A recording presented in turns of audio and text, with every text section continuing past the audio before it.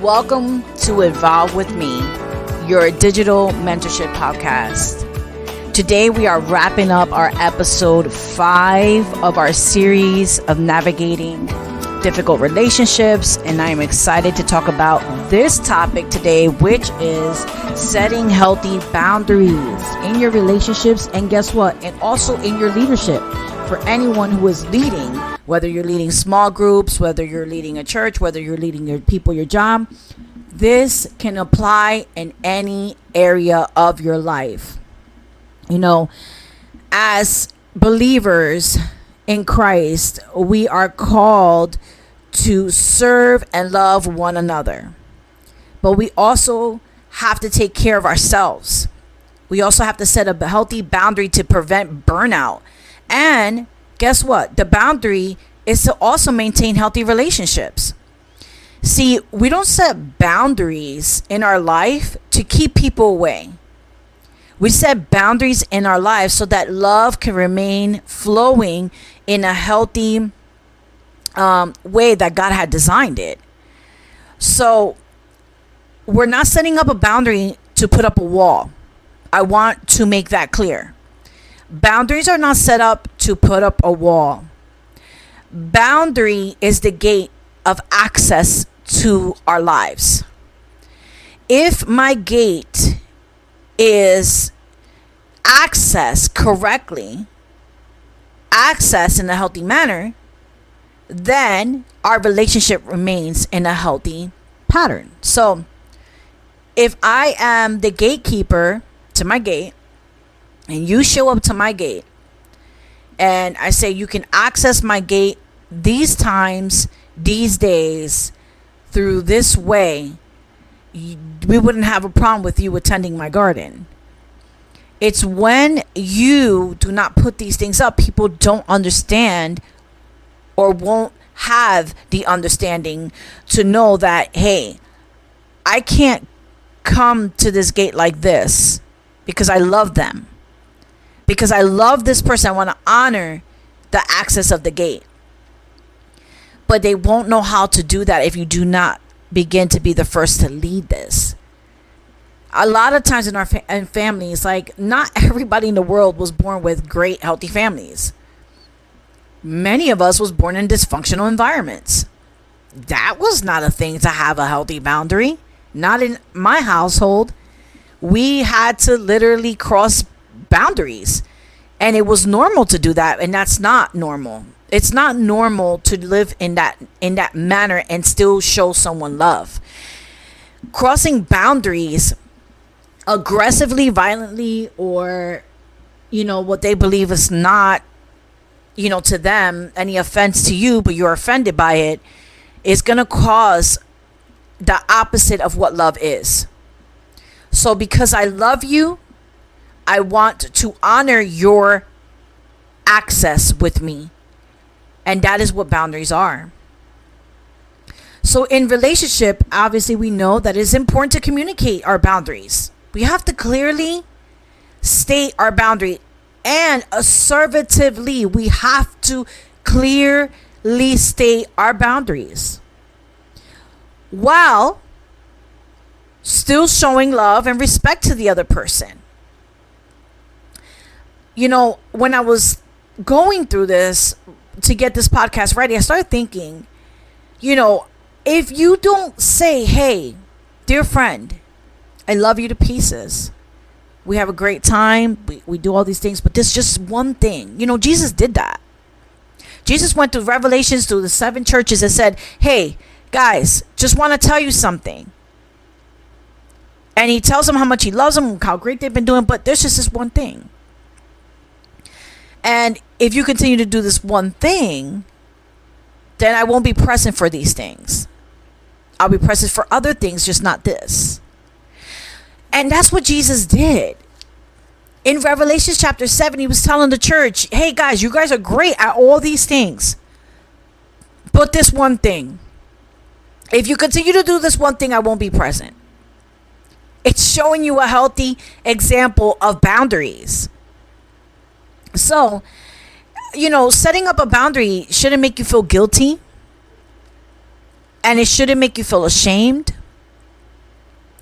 But setting the boundaries is to protect our physical, our emotional, and our spiritual well-being, our faith attribute, our spiritual walk and journey with Christ. We have to protect that too.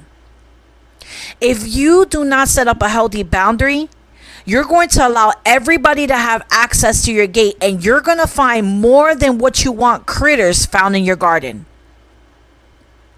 And those critters can do a lot of things, like a cankerworm can devour, a locust can devour, ants bite. So there'll be things in your garden that you do not want, and you're not sure what's happening, but you're allowing it. In the leadership aspect, we're looking at setting healthy boundaries to maintain a healthy work-life balance, preventing ourselves from becoming overwhelmed by responsibilities that could possibly be more than what we can handle. We have to prioritize our time. We have to prioritize our energy while delegating tasks to others and recognizing our limitations. In leadership, it's hard leading people that have different personalities and have different ways to flow. So your capability on the projects, your capability on getting things done, and you might want to say, well, if I hand this over, this person might not have that capability. But in leadership, your job is to build people up to that capacity. You have to bring people up a capacity that you know they're capable of, but they're not currently there. And the only way to do that is by delegating things and giving them a time frame. How long is it going to take you to do this? As a matter of fact, I'm not going to even ask how long it's going to take. I'm going to set a time for you. You have this amount of time to get it done. If it's not in a rush, of course there's leniency to that time, so I'll give you 3 weeks.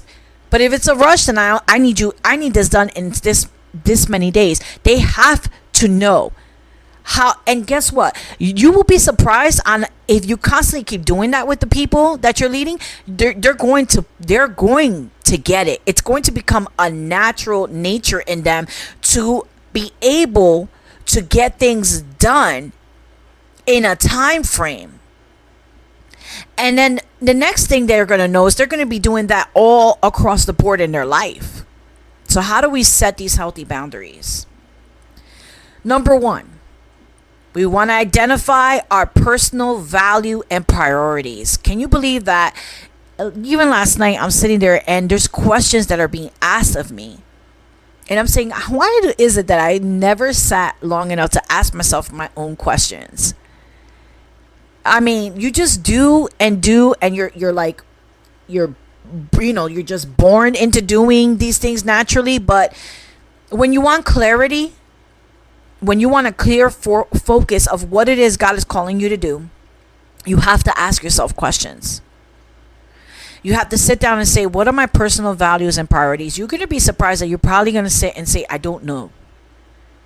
That's common. Okay, let's look up what personal values would look like and what are personal values.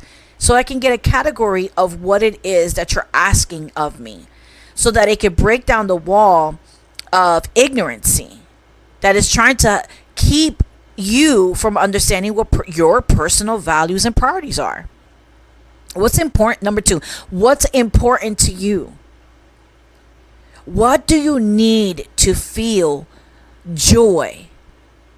What do you need to feel healthy? What do you need that makes your life feel fulfilled? Now, I'm not going to tell you that all the time you're going to feel fulfillment. But I want to change that word fulfillment into contentment. Contentment means that no matter what, in all things in life, you are content. When there's discontentment, there's a problem. And we need to find the root of that problem. Because the Bible makes it clear that we should be found content in our lack and in our fullness. So what is causing discontentment? Number 3, communicate your boundaries clearly, assertively. Don't be afraid to say no or ask for what you need. Now, as people who are servant leaders, we take on a lot more yes than no. When is it right to say no? Especially when you're a servant leader. What does that mean? That means you are called or graced to serve in all aspects of the body. Wherever you are skilled, you will be called upon. So when is it time to say no? Is it let's look at the conditions. Is it emergency? Is it something that needs to be done right now? Because remember, you might not see an emergency, but that person does. So discerning the need, using your discernment to discern the need of the time. Or if it's not, if is my yes taking away the no of my responsibilities that are required of me this right here in this session, in this set time that I set a time to do this? Is my yes going to say no to this thing? Is that validating?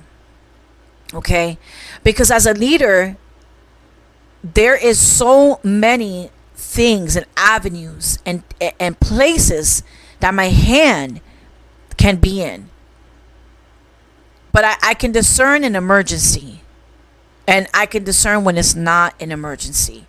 And oftentimes I have to find a way to say to the person, I understand the intensity, or I understand how you're perceiving this, but let's sit a minute and look at it in this light. That will bring the person into a calm state of understanding that this case of what you're dealing with right now is not an emergency. Can it wait? And you'll find more times than often the person say it can wait, or it might not be able to. So discerning your yes and no. Is it a necessity right now? Then I have to go, and I can get back to what I was doing. If not, then let me finish what I am doing, and then I'll be able to attend. But you have to discern if it's an emergency. You have to discern if what is happening is a now or a later. Number 4, be consistent and follow through your boundaries. Stick to your boundary even when it's hard or uncomfortable. Listen, when you start putting up boundaries, people are uncomfortable because there wasn't a boundary before, so the signal's coming off on their side wrong. And it's going to take a while before they understand that I only set a boundary for love. I didn't set a boundary to put up a wall. And I think a lot of us get that mistaken. That boundaries aren't there to put up a wall, to build up a wall against to divide a person. It's there so that our love can remain in a healthy, flowing relationship, so that our communication line is clear. Number 5, communicating our needs and expectations clearly. You have to know what your need is, and you have to know your expectation. Because in order to clearly make this understandable to the people, you must know you. Number 6, we kind of already spoke about this. Saying no when necessary without feeling guilty. That's hard. Especially when you have been graced to help people. I love serving the church. I love serving the house of God. I love it. I am graced for that. I'm graced to help ministries. I'm graced to help churches. That is my grace. Now, that's because I have the ability to equip people. I have the ability to delegate work. I have the ability to put order. Those are the things in my life. I have that capability. It's my skill and in my gifting. It is my talent of what God has given me. I can organize. I have a leadership organizational skill that people can call upon and depend on. And when I give my word to do something, I will not go back on it because I gave my word and they're depending on me. So whatever, and trust me that when you give your word into a commitment, everything will come up against that commitment. You have to do everything you can to cast it down as possible. It's like fires will come up. You got to put the fires out because I made a commitment. Unless it's an emergency, a severe matter where it requires a 911, hospital, something, you have to do everything you can to make sure that what you've committed to that person stays committed, because your word, your integrity, your character is connected to that. And when in this ministry, we work with a lot of broken people, and you have to understand that broken people will have a hard time staying committed. They have a hard time to show up on time. That's not an excuse, but their brokenness is spilling over into their character, and it's revealing the nature of what's really happening inside. That's why healing is such an important factor in everything we are talking about in this series. If you do not heal, these things will spill over and it will cause your character to have a flaw. So saying no when necessary, it's gonna be a while before you can stop feeling guilty. Number 7, recognizing red flags and toxic behaviors in relationships. This here, key. Let me tell you something. Again, I'm telling you, emphasizing it again, that we were not born in a positive, healthy environment. And toxic behaviors were not even a sign. Toxic behavior was normal in our life, normal in our atmosphere, normal in our family. Speaking loud was normal, but it also indicated that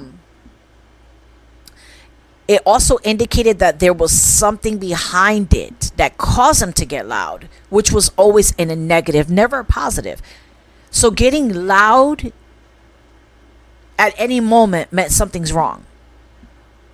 And some people that have not been brought up in this environment don't know that. So if they get loud, we automatically, those who have been in toxic environments, are going to assume this person is upset or it comes back negative, but that is not the true case. You can't project someone else's emotions without asking if they're feeling that way. Do not assume that a person is feeling a particular way because you are being triggered. So identifying what a red flag is. What is a red flag? Identifying toxic behaviors. What is a toxic behavior? So that you're not trying to pin a toxic behavior on someone that's really not being toxic. Ignorance isn't bliss.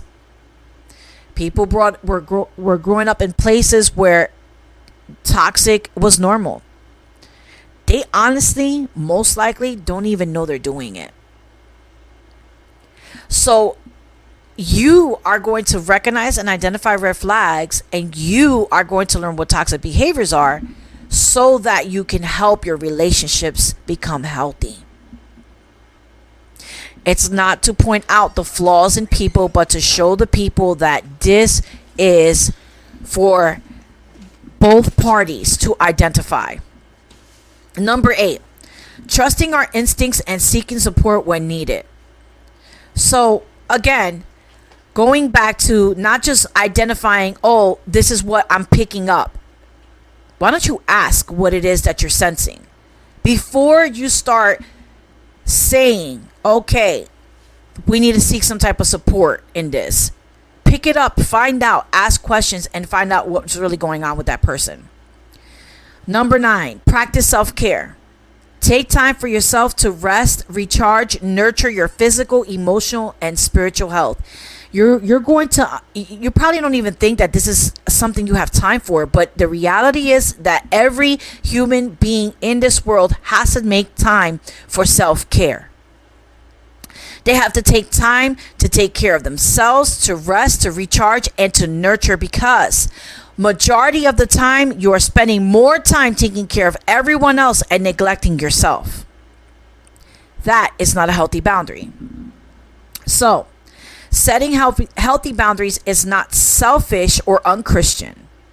It is essential for our well-being and allows us to love and serve more effectively. Embracing the freedom and peace that is coming from setting healthy boundaries in our relationship and leadership is going to do so much more than you even know if you start to practice these healthy boundaries. So let's look at some steps that we can take to communicate healthy boundaries effectively. Number 1, be clear about your boundary. Before you communicate your boundary, take time to identify what they are. These things being made clear about what you are and are not comfortable with, and what you will and will not tolerate in relationships.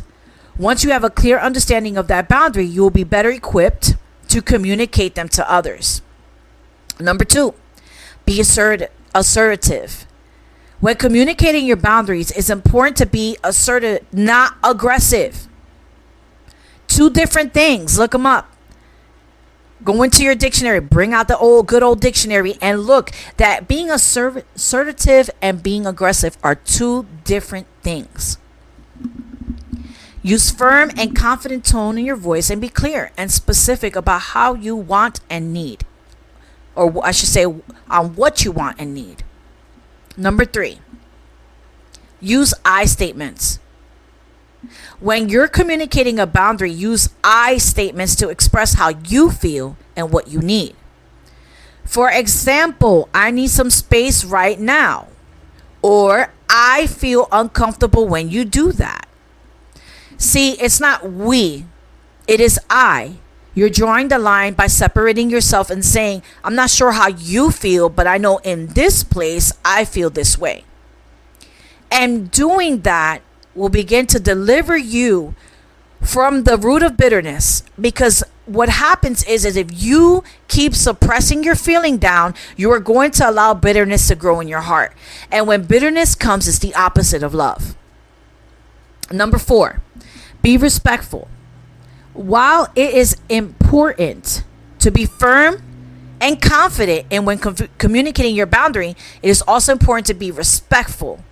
Listen to the other person's perspective and be open to compromise. Hear what I'm saying. It's a two-way street. Okay, if you're not open to listening to the person on the other end, then you're not going to find a way where the two can come together and work. This is not just in your intimate relationships. We're talking about friendships. We're talking about leadership. We're talking about teams. We're talking about all things that have the word ship in there. This flows in all ways.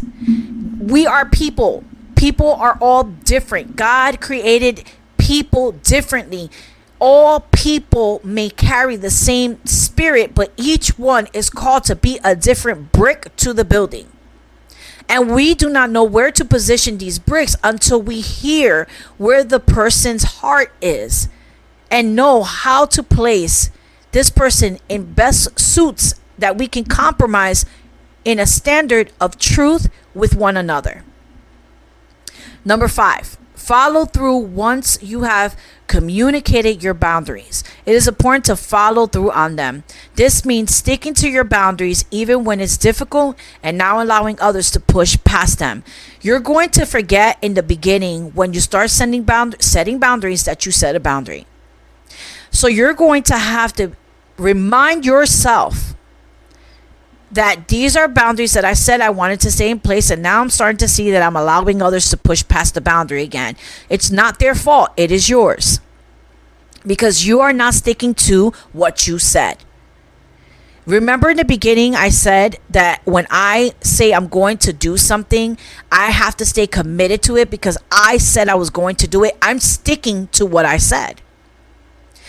Despite of what goes around me and is happening to get me to maybe not stick to what I said, I have to pass through those things, all those things, put out those fires so that I can be a person of my word. Sticking to your boundary is you sticking to your word. It's no one else's responsibility to do that but you.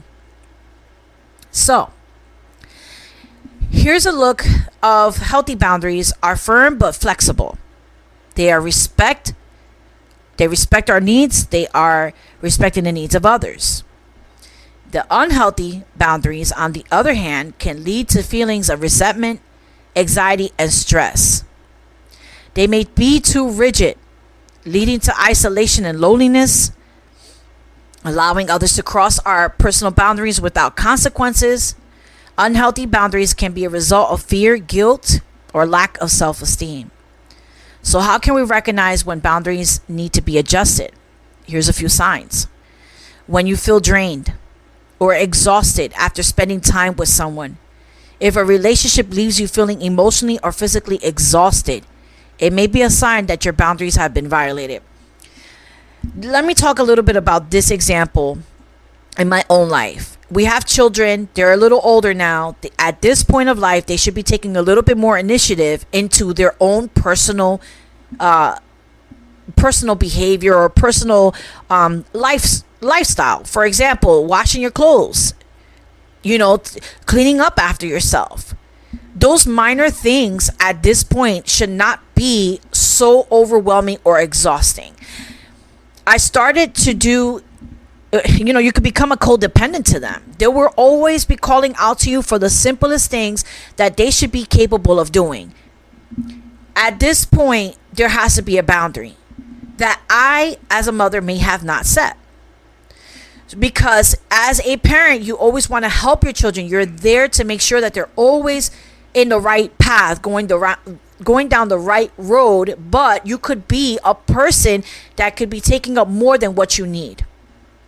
So identifying what ages in life, in children's lives, should they be taking on more of responsibility, that I think was an important lesson that I should have learned a long time ago. At what age should they be cleaning up, washing their clothes? At what age should they be responsible of making something for themselves to eat?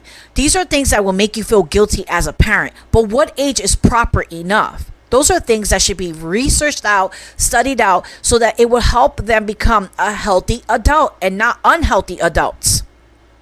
The last thing you want to come into is a house of a 40-year-old man who's your son that is a slob. And it's going to reflect on where did I go wrong with this child, that there seems to be something wrong where they don't have it in them to want to put things together, to want to have their life in order. First, of course, cleanliness. It's a sign of something. So, the other day when I was doing this for one of my children, I said to myself, this is the last time I'm going to do it because I am physically, emotionally feeling drained by this situation. And I knew right there that I had to hand this over to God.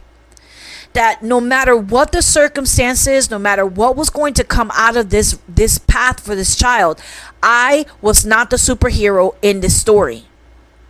And I had to realize that I had to stop showing up as Superwoman in their lives when they had to take some type of responsibility for their current actions that led them here. So when we're talking about being drained and exhausted, we're talking about this moment right here. Also, here's another one. You could find people that find that you are a person who carries the voice of wisdom. And when they come to you, they know that when they're going to come to you, they're going to find a solution. God may have gifted you with an ability to have found insight on solutions to people's life struggles. You must guard yourself. See, because it's not a conversation we're having at the table to make you feel better, but I have the ability to get a conversation at the table that'll give you an idea to get you out of that struggle, to give you an idea to get you out of that pain. There's two different people. One can sit at the table and give you comfort, but one can sit at the table and give you your answer. When you have that ability, either one, comfort or answer, you're going to find people will draw more to you and will extract more out of you more often than they need to. So you need to have boundaries, because you don't want someone to suck it all up and violate the boundaries you add. Remember, I said in the beginning, a boundary is access gate. It doesn't mean I put up a wall against you. It's an access gate to our love. Okay? So number 2, you feel guilty when you say no. If you find yourself saying yes to things you don't want to do out of guilt or obligation, it may be time to reassess your boundary. You feel like you're walking on eggshells around someone. That's number 3. If you feel like you're constantly tiptoeing around someone else's feelings or needs, it may be a sign that your boundaries are not being respected. Number 4, you're constantly apologizing for your feelings or actions. If you find yourself apologizing for expressing your needs or feelings, it may be time to reevaluate your boundary. Now, let's talk a little bit about the feelings. Apologizing for how you feel. It's just, certain things of unhealthy nature or culture in us, things that have not been healed, will cause you to feel a way that when you come to the conclusion of the scenario and you speak to the person, all the stuff gets cleared out, you realize that what you were feeling was inaccurate. I can understand apologizing for that. But if you're constantly apologizing for feeling sad, bad, mad, or whatever, then there's something wrong. Because it's one thing to know that you're apologizing for a feeling that came out of a brokenness versus apologizing for a feeling that is genuinely something you were feeling. It's two different things. Either way, a healthy person will always look at both parts and say it's okay. It's okay for you to feel this way. Let's process what you're feeling. So how can we adjust our boundaries to ensure that they are healthy and respectful in our needs and the needs of others? Well, number 1, get clear on your values and priorities. I know I've stated that more than once now, because a lot of people don't ask themselves, what is it that they value? What is it that they have priorities in? When you know what's important to you, it's easier to establish boundaries that protect those values and priorities. Until you don't get the clear picture, you're not going to know what it is you're building a boundary on. Number 2, and here's the thing that just came to my mind. I was speaking to someone at my job, and the lady was talking to me about her husband's side of the family. The love language for that husband's side of the family was to always pick on people. Example, one of the child have skinny feet, like skinny legs. It's a small child, very, children they can go through a phase of being over or under. And the family kept picking on the child's legs. Look at your skinny legs. Look at your skinny legs. And they kept saying that. Now, the father of the child decided, I'm not from this part of how you guys grew up, and I don't want my child to be picked on, so they created a boundary. A very small boundary to remove the child from that group and put them on the other side where the father was, so that they would stop picking on this child. But this was what they considered love language. So even if, slapping a hat off the child's head 50 million times until the child's completely annoyed, that is their love language. Now imagine someone who's never been brought up in this environment comes into this relationship and has to right away tell the person, I don't operate like this. I can't take someone picking on me and thinking it's a joke. I can't take you picking on certain areas of my life and thinking it's okay, because I was not brought up that way, and I feel when that happens, you're disrespecting me. Look at what's going to happen now moving forward with the child. The child's going to have a life where it's either going to fall in a relationship where they're going to believe that the person's nitpicking or teasing, or which is a form of bullying, is going to be okay, and they're going to marry into that, and that's going to be them for the rest of their life. Or they're going to actually find someone and say, no, I'm not going to live like this, and I'm going to live in a healthy manner because dad was showing me that it wasn't right. So when we are going to communicate, we have to communicate these things. Just things like this. I can't allow you to access my gate with this.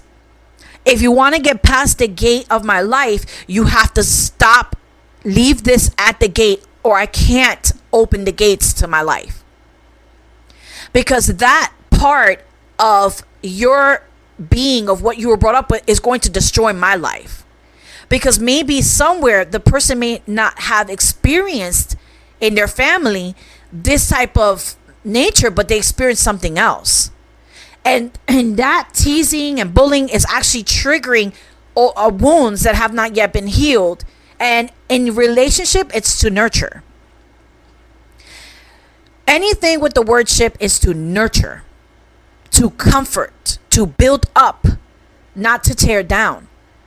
God never created one another to tear each other down. As a matter of fact, Proverbs says that a friend was born for a time of another friend's adversity. What does that mean? That I was born for someone's deliverance. It doesn't say that I was born to bring destruction.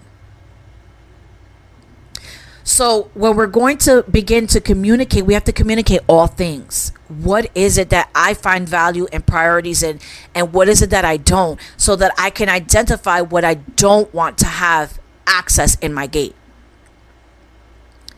So being clear about what the will and will not tolerate in my relationships, in my work, in my personal life, and communicate those boundaries with the respect and confidence from it. Build some confidence up first before you start announcing, and make sure it comes from a place of healthiness, because some people can try to build a boundary, but because they don't have that confidence, they start to do it in a place of aggression, and it's not going to work out. It's going to cause more friction because you're throwing off a negative field to people.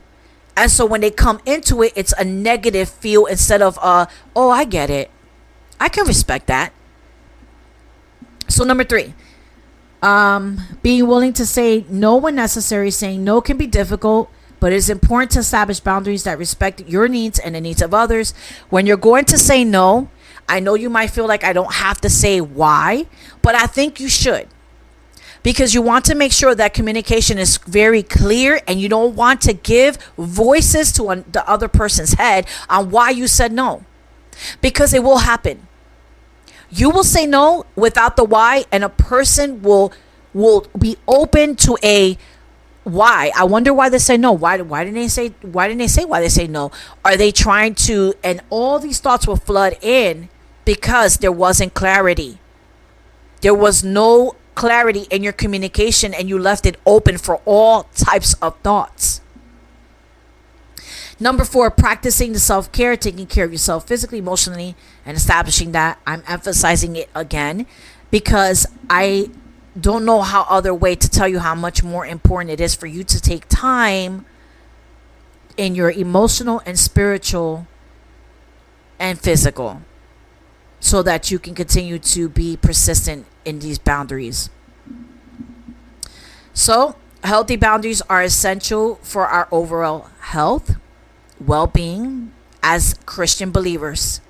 Recognizing the difference between a healthy and unhealthy boundary, and learning to adjust our boundaries when necessary, when we can establish relationships that respect our needs and the needs of others. And remember, communicating, I'm tongue-tied today, Setting and communicating healthy boundaries is an ongoing process. It is important to regularly assess and reassess your boundaries and communicate them as needed. Well, I hope that this series has helped you. We are wrapping up our first series on navigating relationships, and we are going to continue with our prophetic insight. So stay tuned to that and for more series to come.